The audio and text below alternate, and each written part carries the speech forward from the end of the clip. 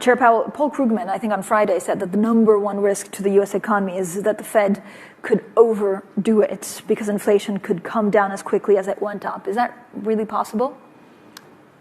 Well, we'd certainly welcome inflation coming down more quickly than expected, and we would take that into account in our policy.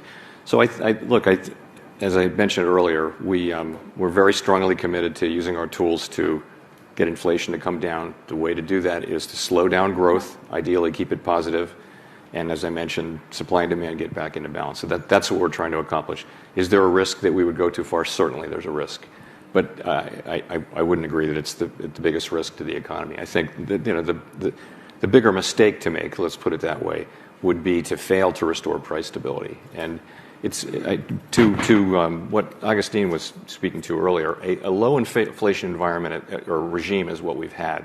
And that is one in which inflation is low and no one pays any attention to inflation, and that's called rational inattention because it doesn't matter. When there's a big inflation spike.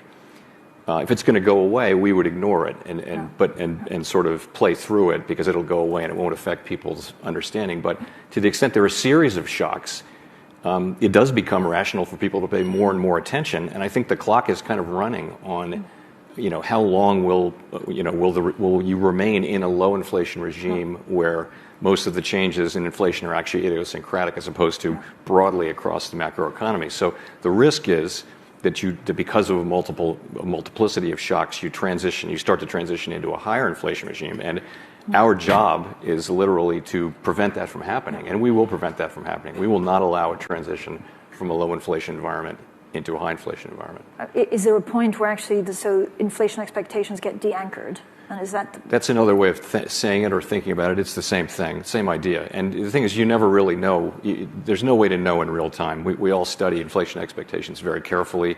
And if you look across the broad scope of short, medium, and long-term expectation, you'd still say that we have credibility, that they're well anchored. But there's a clock running here where we have high inflation running now for more than a year.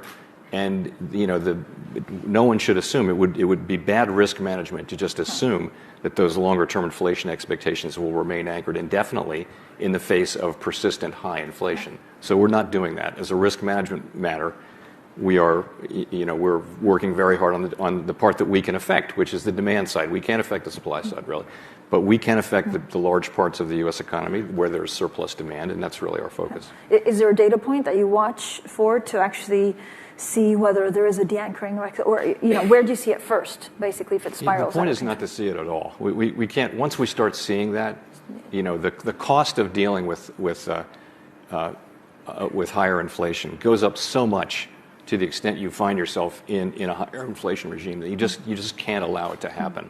So if you're starting to see serious de-anchoring of longer term inflation expectations, then you're behind. And I think right now we're doing what we need to do, which is to move expeditiously and into restrictive territory fairly quickly. I think that's what we need to be doing so that we don't find ourselves in that situation.